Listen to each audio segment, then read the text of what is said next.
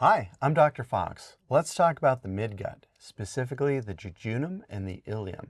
In this video, we'll describe the respective portions of the small intestine where each part is located in the abdominal cavity and which parts are foregut versus midgut. We'll also discuss the plici circulares, or circular folds, what they do and how their density changes throughout the midgut. And finally, we'll outline the neurovasculature that serves the midgut. So, the small intestine. The small intestine consists of three regions: the duodenum, the jejunum, and the ileum. The duodenum has portions that are both fore and midgut. That boundary is the major duodenal papilla. The duodenum is going to enter into the jejunum in the left upper quadrant at the duodenojejunal flexure.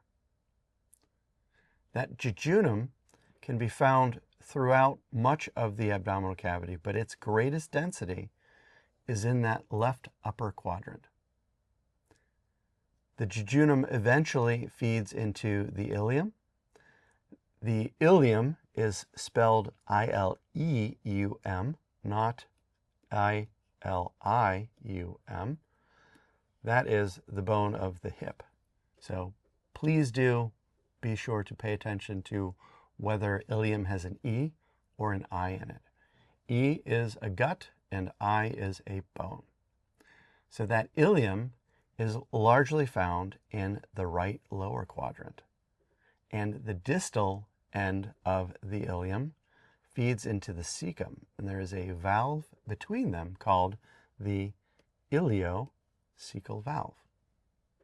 Within the midgut, certainly within regions of the duodenum and also jejunum, there are infoldings of mucosa called circular folds, sometimes referred to as plici circulares. That's a fun thing to say.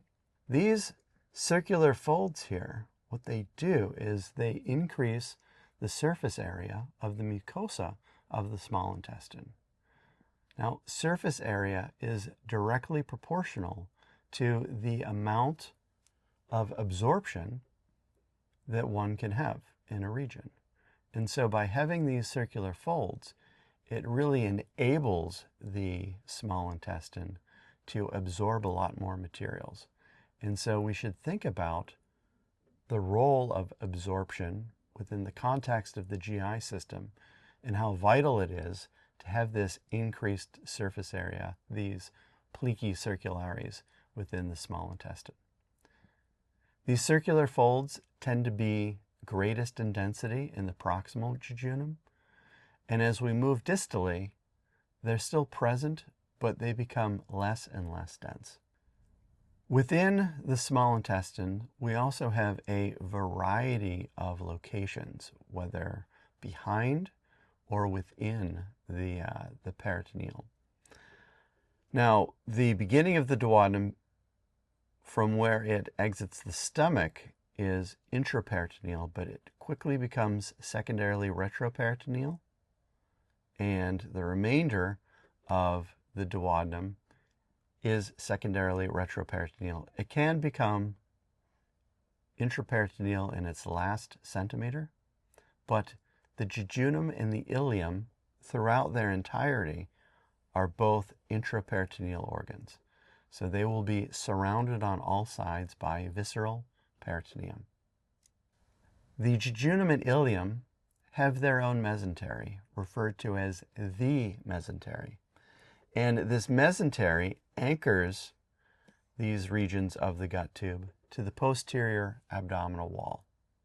Like all mesenteries, there are two layers to it, and sandwiched between those two layers, we have the opportunity to move vasculature.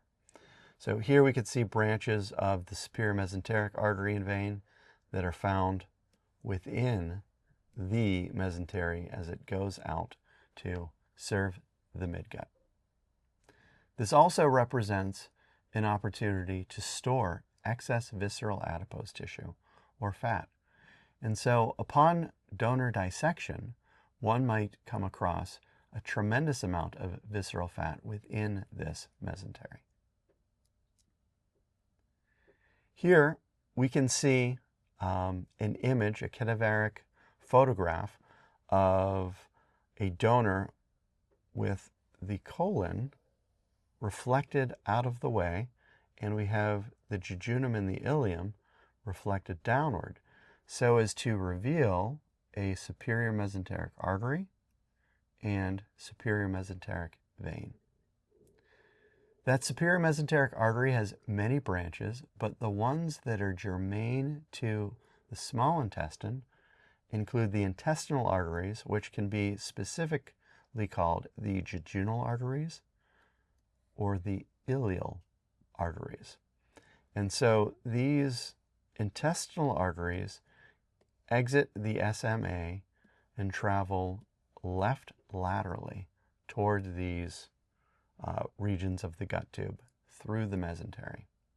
There are also tributaries of these arteries. So on the other side of the capillaries, we have mirrored veins. So there are intestinal veins that feed back into the superior mesenteric vein. That superior mesenteric vein is going to carry the blood that has been drained from the gut tube that contains all of those absorbed nutrients up to the liver through a completely separate venous system called the hepatic portal system, so that we can move all of those absorbed nutrients to the liver for processing and distribution. The innervation of the small intestine is relatively straightforward.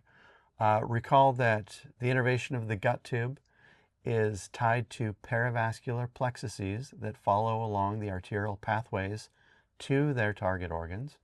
And so in this case, we have a superior mesenteric plexus that's associated with the SMA. So as the SMA exits the aorta and branches off into those intestinal branches to serve the small intestines, we'll have branches of this superior mesenteric plexus that follow along to serve those regions of the small intestine. Now there are a couple of major inputs to this plexus. There is the posterior vagal trunk that is the dominant preganglionic parasympathetic to this plexus.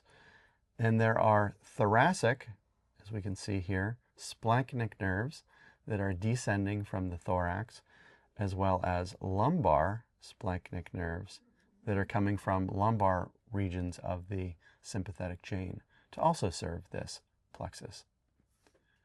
So we've talked about the regions of the small intestine, where they're found, which parts are foregut and which are midgut. We've discussed the plici circularis and what they do and how their density changes. And we've also discussed the neurovasculature that serves the midgut. Thank you so much for your time, and I'll talk to you later.